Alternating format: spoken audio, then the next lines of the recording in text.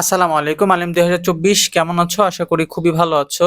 কারণ আজকে হচ্ছে আমরা স্পেশাল ক্লুর উপর ক্লাস করব এবং এই ক্লাস করার পরে কেউ যদি বলো যে ভাইয়া স্পেশাল ক্লু পারি না, তাইলে তোমাকে হচ্ছে আমি কি বলবো, তুমি কোনো ছাত্রই না এমন হিসেবে আমি তোমাকে বলতে বাধ্য হব। আর যার ক্লাস শেষে শেষে এই ধরনের কথা বলার ইচ্ছা আছে যে ভাইয়া স্পেশাল ক্লু এখনো পারি না, তাহলে ভাইয়া তারা অলরেডি চলে যাইতে পারো, তোমাদেরকে আমি বেঁধে রাখবো না। এই হচ্ছে কথা। সো চলো আজকে আমরা স্পেশাল ক্লু এর ক্লাসটা শুরু করি। এখান থেকে হইলে সাথে সাথে ইনশাল্লাহ তোমরা কারেক্ট করতে পারবা। সো চলো কথা না বাড়ি চলে যাই। স্পেশাল ক্লু হচ্ছে যে এরকম 14টা ঘর থাকবে, 14টা ঘর থাকবে এবং নিচে কিছু শূন্যস্থান থাকবে। এই ঘর থেকে শব্দ নিয়ে বসাইতে হবে, একদম ইজি। এখন কিছু নিয়ম জানলে তুমি পারবা। চলো rule number one. Rule number one কি? দেখো দুইটা শব্দ, একটা অডিও মাইন্ড, একটা হচ্ছে হোয়াটস ইট লাইক। অডিও মাইন্ডের ক্ষেত্রে মনে রাখবা এই দুইটার ক্ষেত্রেই আসলে বেসিক্যালি যে শূন্যস্থানের পরে ভার্বের সাথে আইএনজি থাকে, এটারও ভার্বের সাথে আইএনজি থাকে, দুইটারই শেষে একটা প্রশ্নবোধক চিহ্ন থাকে বাক্যের। কিন্তু বেসিক পার্থক্যটা হচ্ছে অডিও মাইন্ডের ক্ষেত্রে আপনি কি কিছু মনে করবেন বা অনুমতি চাওয়া বুঝাবে, আর হোয়াটস ইট লাইক যে বাক্যটার মধ্যে বুঝাবে সেটা হচ্ছে কেমন দেখায় বুঝাবে। চলো এখানে আমরা প্র্যাকটিস করি কিছু। এই যে দেখো, হ্যাভিং এ কাপ অফ টি, দেখো তো এটা কি অনুমতি চাওয়া চাওয়া বুঝাচ্ছে কিনা, যে আপনি কি এক কাপ চা খাবেন। দেখো এরকম বুঝাচ্ছে না, অনুমতি চাওয়া বুঝাচ্ছে। আমি বসাবো কি অডিও মাইন্ড। আবার দেখো গোয়িং দেয়ার, সেখানে যাওয়া, তাহলে আপনি কি সেখানে যাবেন, অনুমতি চাওয়া বুঝাচ্ছে অডিও মাইন্ড। এরপরে দেখো সুইমিং ইন দ্য রিভার, এখানে আমি যদি অনুমতি চাওয়া বুঝাই বা আপনি কি অনুমতি মানে সাঁতার কাটবেন, এরকম এরকম অনুমতি, এটা কি অনুমতি চাওয়া বুঝাচ্ছে? আপনি কি সাঁতার কাটবেন, এটা তো অনুমতি না। হ্যাঁ, তাহলে কি হবে যে এখানে তুমি হচ্ছে বসাবা কোনটা, হোয়াটস ইট লাইক, যে নদীতে সাঁতার কাটা কেমন। হ্যাঁ, এটা বুঝাবে। তোমরা যখন প্র্যাকটিস করবা অডিও মাইন্ড আর হোয়াটস ইট লাইক এর পার্থক্যটা এমনি বুঝে যাবা, সমস্যা নাই। প্র্যাকটিস করবা যত যত এই দুইটা এমনিতে হচ্ছে ক্লিয়ার হয়ে যাবে। তবে বেশিরভাগ ক্ষেত্রে মনে রাখবা যে প্রথম প্রায়োরিটিটা দিবা হচ্ছে তুমি অডিও মাইন্ডকে। এরকম ধরনের প্রশ্ন আসলে অডিও মাইন্ডকে প্রায়োরিটি দিবা। তবে প্র্যাকটিস যত বেশি করবা এই দুটার মধ্যে প্যাচার লাগবে না, কারণ দেখবা যে হোয়াটস ইট লাইক যে শব্দগুলোতে বসে বা যে বাক্যগুলোতে বসে, এই বাক্যগুলো একটা ধরনের হয়, আর অডিও মাইন্ড যেগুলো হয় একটা ধরনের হয়। প্র্যাকটিস করলে ক্লিয়ার হবে ভাইয়া। প্র্যাকটিস না করে যদি বলো যে ভাইয়া ভুল করছি, তাহলে হবে না। প্র্যাকটিস করলে ইয়া হয়ে যাবে। জাস্ট আমি তোমাকে মনে রাখলাম, মনে রাখতে বললাম যে অডিও মাইন্ডের পরেও ভার্বের সাথে আইএনজি হয়, এটার পরেও ভার্বের সাথে আইএনজি হয়, শেষে প্রশ্নবোধক হয়, কিন্তু এই দুটাকে পার্থক্য করতে হয় অর্থ মিলাই। ঠিক আছে, প্র্যাকটিস করবা, এই দুটা ক্লিয়ার হয়ে যাবে। সো চলো এরপরে চলো।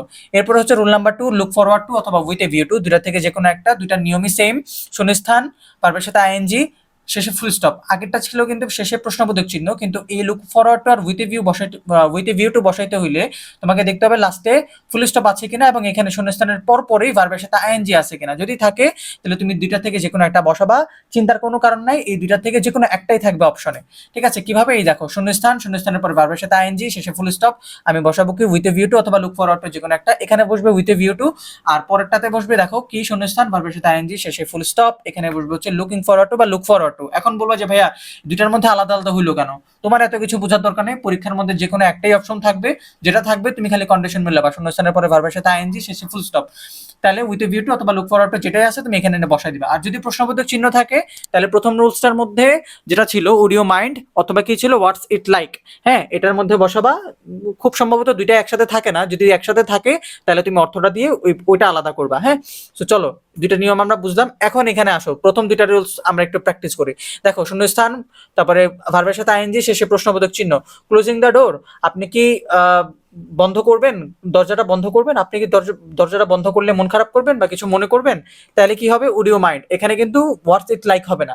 ঠিক আছে, তুমি যখন প্র্যাকটিস করবা হোয়াটস ইট লাইক আর অডিও মাইন্ড তোমার ক্লিয়ার হয়ে যাবে। আর পরেরটাতে দেখো তো, শূন্যস্থান, তারপরে প্রশ্নবোধক চিহ্ন, এরপর আছে ফুল স্টপ। তাহলে কি অডিও মাইন্ড অথবা হোয়াটস ইট লাইক বসবে? বসবে না, কারণ ওই দুটার বসাইতে গেলে শেষে প্রশ্নবোধক চিহ্ন লাগবে। তো যেহেতু প্রশ্নবোধক চিহ্ন নাই, এখানে আমরা উইথ এ ভিউ টু অথবা লুক ফরওয়ার্ড টু যে কোনো একটা বসাবো। অপশনে যেটা থাকবে সেটাই, এখানে হবে হচ্ছে লুক ফরওয়ার্ড টু। তো প্রথম দুইটা রুলস আমরা আশা করি ক্লিয়ার। 3 নম্বর রুলসটা হচ্ছে একদম ইজি। দুটা শূন্যস্থান থাকলে, দুইটা শূন্যস্থান থাকলে এবং দেখো দুইটা শূন্যস্থান থাকলে আরেকটা জিনিস মনে রাখবা, দুইটা শূন্যস্থান থাকলে পরের শূন্যস্থানের সাথে সাথেই প্রশ্নবোধক চিহ্নটা থাকবে। কি বললাম? দুইটা শূন্যস্থান এবং এর সাথে সাথেই প্রশ্নবোধক চিহ্ন থাকলে প্রথমটাতে বসাবা হোয়াট ডাজ, পরেরটাতে বসাবা লুক লাইক। যেমন দেখো এই যে শূন্যস্থান, শূন্যস্থান এবং পরেরটার সাথে সাথে কি, দ্বিতীয় শূন্যস্থানের সাথে সাথে কি, প্রশ্নবোধক চিহ্ন, হোয়াট ডাজ লুক লাইক। আবার দেখো শূন্যস্থান, শূন্যস্থান, দুইটা শূন্যস্থান, সাথে সাথে প্রশ্নবোধক চিহ্ন, তাহলে হোয়াট ডাজ লুক লাইক। কিন্তু ভাইয়া যদি এই যে দুইটা শূন্যস্থানের পরে মাঝখানে কিছু থাকে, মানে দ্বিতীয় শূন্যস্থানের পরে মাঝখানে কিছু থাকে, তারপরে প্রশ্নবোধক চিহ্ন হয়, তাহলে বসাবা প্রথমটাতে হোয়াটস, তারপরে এরপরটাতে বসাবা লাইক। এই যে লাইক, দেখছো কিভাবে এরকম। চলো, এই যে দুটা শূন্যস্থান দেখছো, কিন্তু সাথে সাথে প্রশ্নবোধক চিহ্ন নাই। সাথে সাথে প্রশ্নবোধক চিহ্ন থাকলে আমি বসাইতাম হোয়াট ডাজ লুক লাইক, কিন্তু যেহেতু সাথে সাথে শূন্যস্থান নাই, অনেকক্ষণ পরে আছে, তাহলে আমি এখানে বসাবো হোয়াটস লাইক। প্রথমটাতে হোয়াটস, পরটাতে লাইক। ভাইয়া বুঝছো না? ভাইয়া বুঝছো না পার্থক্যটা? বুঝছো না? প্রথম এই দুইটা রুলস এর পার্থক্য বুঝছো না? একটা হচ্ছে হোয়াট ডাজ লুক লাইক, দুইটা শূন্যস্থান, পরেরটাতে সাথে সাথে প্রশ্নবোধক চিহ্ন, আর পরেরটা থেকে সাথে সাথে না থেকে একটু পরে প্রশ্নবোধক চিহ্ন হবে, তাহলে কি হোয়াটস, তারপরে কি লাইক। আশা করি বুঝতে পারছো। চলো এরপরটা চাই উড রাদার। দেখো উড রাদার কি হবে? উড রাদার যেখানে হবে, এই শূন্যস্থানটা বাক্যের শুরুতে থাকবে না, মাঝখানে থাকবে। এটার আগে কিছু, মানে শূন্যস্থানের আগেও কিছু থাকবে, পরেও কিছু থাকবে, আর এই বাক্যর মধ্যে একটা পরে দেন পাবা, দেন।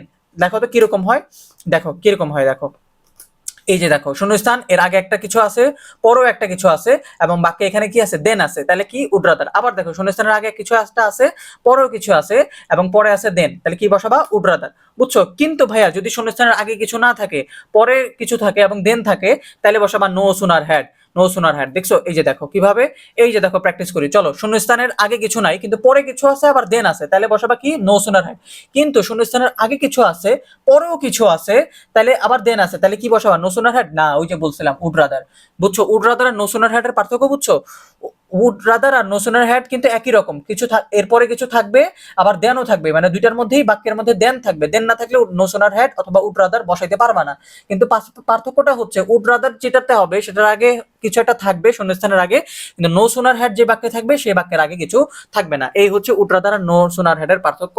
এগুলো তোমরা মনে রাখবা, প্র্যাকটিস করবা, প্র্যাকটিস করতেই হবে। বুঝছো? এই ক্লাসের পরে আধা ঘন্টা সময় নিবা, নিয়ে তোমার কাছে যার কাছে যেই গাইডই আছে, যেই গাইড আছে, তুমি সেখান থেকে স্পেশাল গুলো প্র্যাকটিস করবা। না পারলে পরে বললো যে জাহিদ ভাই পড়াইতে পারে না, জাহিদ ভাই বুঝাইতে পারে না। ঠিক আছে? তুমি বুঝবা, তুমি মিলাবা, খালি খালি মিলাবা। ভাইয়া যে রুলস গুলো দিছি তুমি পজ করে করে রুলস গুলো উঠাবা খাতার মধ্যে, তারপরে বুঝবা, দেখো বুঝো কিনা। ঠিক আছে? No sooner had would rather গেল। চলো রুলস নাম্বার 7। রুল নাম্বার 7টা কি একটু মনে রাখতে হবে, এটা অ্যাজ ইফ অথবা অ্যাজ দো দুইটা একই নিয়ম। ভার্বের সাথে ওয়ান মানে এটা প্রেজেন্ট টেন্স হবে, আর এখানে ভার্বের টু মানে কি পাস্ট টেন্স হবে। তাহলে মাঝখানে কি বসাবা? অ্যাজ ইফ বা অ্যাজ দো, মানে এই শূন্যস্থানের আগে হবে প্রেজেন্ট, পরে হবে পাস্ট, তাহলে অ্যাজ ইফ অ্যাজ দো। আবার আরেকটা কন্ডিশন আছে, যদি আগে পাস্ট হয়, এটা তো আগে প্রেজেন্ট ছিল পরে পাস্ট ছিল, কিন্তু এখানে যদি আগেই পাস্ট হয় তাহলে এখানে তুমি হ্যাড প্লাস ভি3 পাবা। হ্যাড হ্যাড শব্দটা, তারপরে ভি3 পাবা, তাহলে কি হবে? অ্যাজ ইফ বা অ্যাজ দো। চলো তো একটু প্র্যাকটিস করি আমরা। দেখো এই যে প্রথমটা দেখো, প্রথমে আছে কি টেলস, প্রেজেন্ট টেন্স, তাই না? টেলস মানে কি? বলা, প্রেজেন্ট টেন্স। আর হি নেও, নেও মানে কি? এই যে এটা দেখো পাস্ট টেন্স, প্রেজেন্ট থাকবে, এই পাশে পাস্ট থাকবে, তাহলে কি বসাবো? অ্যাজ ইফ অথবা অ্যাজ দো, যেটা অপশনে থাকবে, দুইটার যে কোনো একটা অপশনে থাকলে আমরা সেটাই বসাবো। এখন বলতে পারো ভাইয়া এটা যদি ভি টু হয় তাহলে এটার ভি1 বা প্রেজেন্ট টেন্স কি? No, K N O W, no. বুঝছো? এটা হচ্ছে, তাহলে এটা কি? এটা ভিডব্লিউ, আমরা প্রেজেন্ট এবং পাস্ট পরে থাকলে অ্যাজ ইফ বা অ্যাজ দো বসাবো। একদম সোজা, একদম সোজা নিয়ম। এরপরে চলো তো এরপরটা কি দেখো, টোল্ড। টোল্ড হলো ভি টু মানে পাস্ট টেন্স। এখানে তাহলে যদি পাস্ট টেন্স থাকে কি বলছিলাম? হ্যাড প্লাস ভি3। এই যে দেখো হ্যাড প্লাস নোন, যে know, K N O W, know হচ্ছে প্রেজেন্ট, আর ভি টু কি? কে এন এ ডাব্লিউ, নেও, এটা হচ্ছে প্রেজেন্ট, আর ভি3 কি? K N O W N, known. দেখছো মিলছে না? প্রেজেন্ট আগে থাকবে, পরে পাস্ট অ্যাজ ইফ অ্যাজ দো। আবার দেখো আগে পাস্ট, পরে কি? হ্যাড প্লাস ভি3 অ্যাজ ইফ অ্যাজ দো। ভাইয়া বুঝছো?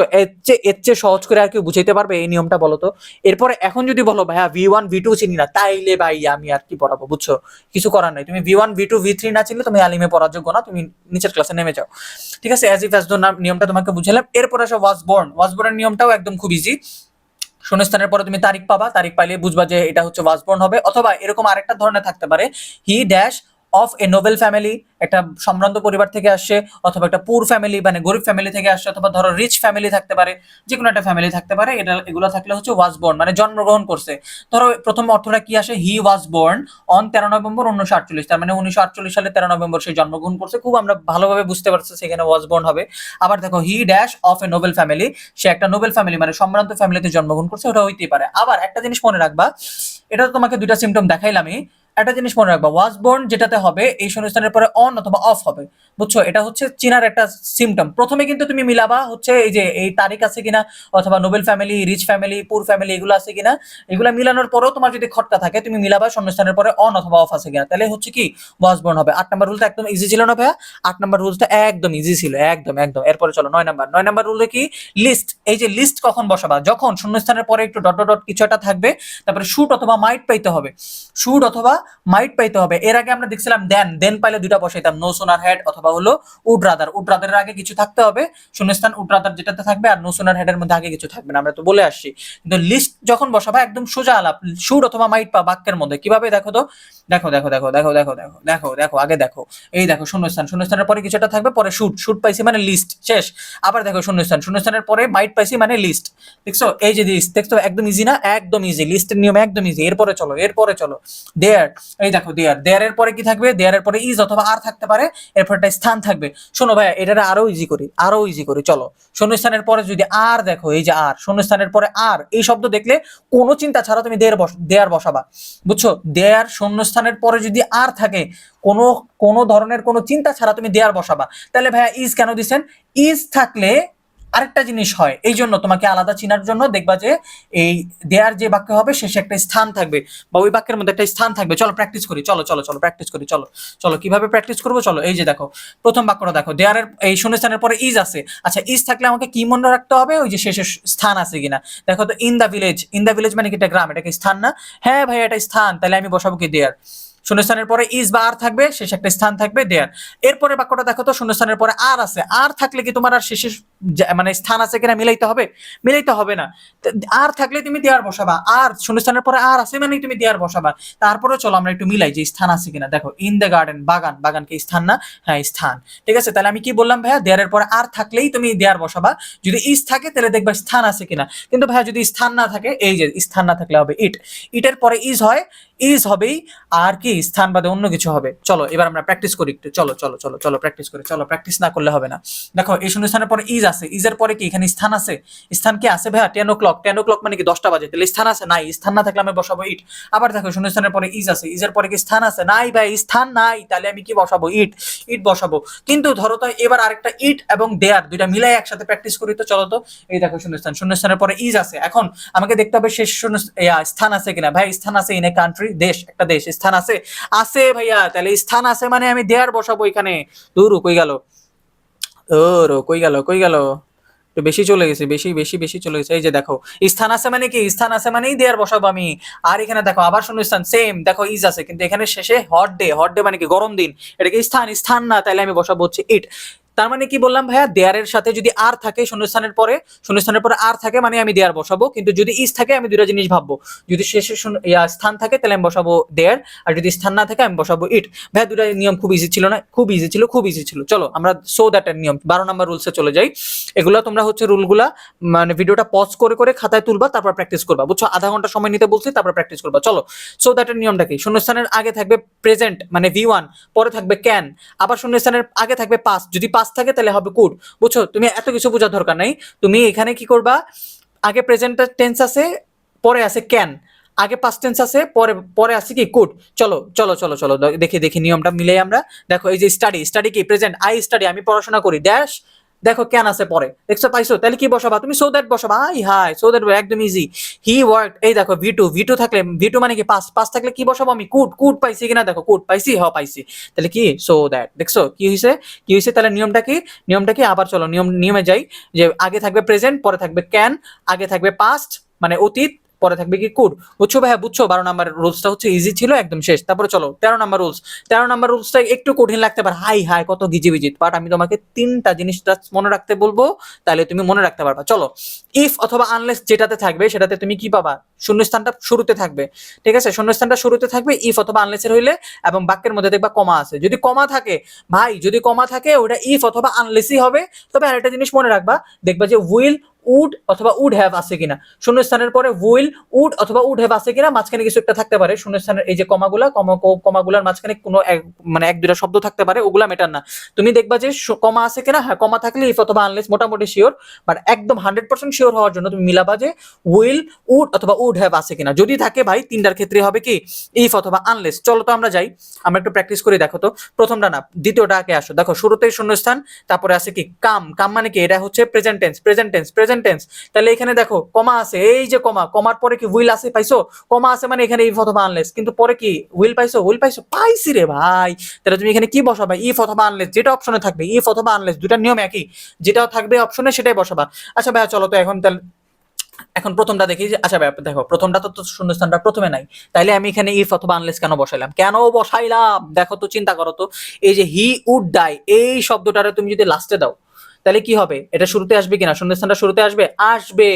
এবং এখানে যেহেতু এই পিছনের অংশটা সামনে নিয়ে আসছে, এই জন্য এই বাক্যে কোনো কমা নাই।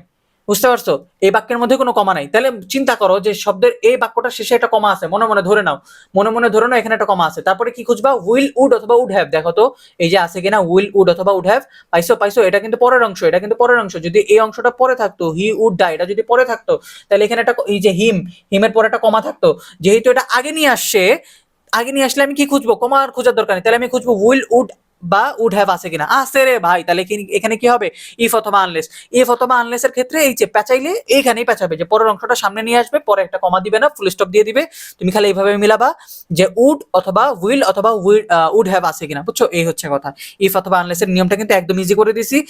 এটা নিয়মের মধ্যে কি বিচ্ছিরি নিয়ম রে ভাই, তুমি যার কাছে পড়তে যাবা বুঝবা যে সে কত কঠিন করে পড়াইছে তোমার এখানে। স্পেশাল ক্লু এর জন্য তোমাকে এত কঠিন করে পড়তে হয় না। এটা হচ্ছে আমাদের 14 নাম্বার এবং শেষ রুল। দেখো এটা হচ্ছে লেট অ্যালোন। লেট অ্যালোন থাকবে কখন বসাইতে হবে, একটাই সম্ভব না, আরেকটা কিভাবে সম্ভব, চলো চলো তো দেখি। I can not walk a kilometre, মানে আমি 1 কিলোমিটারে হাঁটতে পারি না, 10 কিলোমিটার 10 কিলোমিটার কিভাবে হাঁটবো, এরকম অর্থ দিলেই তুমি বসাবা লেট অ্যালোন। এরকম থাকতে পারে আরো, আই ক্যান নট ইট, আমি খাইতে পারি না কি একটা একটা রুটি, আমি 10টা রুটি কিভাবে খাবো, তাহলে বসাবা লেট অ্যালোন। অথবা বসাবা যে আমার কাছে 5 টাকাই নেই, 10 টাকা কিভাবে হবে, তাহলে কি বসাবা, লেট অ্যালোন। এরকম অর্থ দিলেই তুমি বসাবা লেট অ্যালোন, বুঝছো। এই হচ্ছে অবস্থা। 14টা রুলস পড়ো, আমার মনে হয় যে 14টা শূন্যস্থান থেকে এগুলো থেকে আসতে পারে, বাইরে আরো 1-2টা আছে। দেখো ধরো তুমি একটা শূন্যস্থানের হচ্ছে 12-13টা পারো, তাহলে ভাই আর একটা কি তুমি পারবা না, যেটা বাকি আছে ওটাই তো বসাবা, তাই না। এরকম আছে হ্যাড বেটার, তারপরে আছে হচ্ছে অ্যাজ সুন অ্যাজ, এগুলো বাকি যেগুলো আছে ভাই তুমি বসাইতে পারবা, বুঝছো, পারবা তুমি 12-13টা পারলে এমনি পারবা। এই 14টা থেকে যদি 14টা আসে তাহলে তো আলহামদুলিল্লাহ ভাই, আলহামদুলিল্লাহ আলহামদুলিল্লাহ, কিন্তু যদি না আসে তাহলে ওই যেগুলো বাকি আছে ওগুলো থেকে পারবা। এই হচ্ছে কথা। তুমি এগুলোর পরে আমি তোমাকে একটা হচ্ছে কমেন্টে পিডিএফ দিয়ে দিচ্ছি, তুমি প্র্যাকটিস করবা, এটার প্র্যাকটিস করবা, হ্যাঁ প্র্যাকটিস করবা। তবে এই প্র্যাকটিস 1-2টা যে দিচ্ছি ওটাই প্র্যাকটিসের সীমাবদ্ধ থাকবে না, তোমার কাছে যেই গাইড আছে তুমি আধা ঘন্টা খুলবা, যে কোনো একটা বই তুমি খুলবা, খোলার পরে তুমি হচ্ছে কি করবা, প্র্যাকটিস করবা। তারপরে যদি ভাইয়া বলো পারি না, তাহলে তুমি ছাত্রের ভিতরে পড়ো না, এটা মনে রাখবা, কারণ এত ইজি বইটা তোমাকে স্পেশাল কেউ পড়াইতে পারবে না। পড়তে বসো, এখন তোমার সময় আমি নষ্ট করবো না, পড়তে বসো, এটা প্র্যাকটিস করতে থাকো, আধা ঘন্টা সময় নিবা, ঠিক আছে ভাইয়া, ভাইয়ার কথা শোনো, আধা ঘন্টা সময় নিয়ে প্র্যাকটিস করো, তারপরে দেখো পারো কিনা। ঠিক আছে, আল্লাহ হাফেজ, আসসালামু আলাইকুম।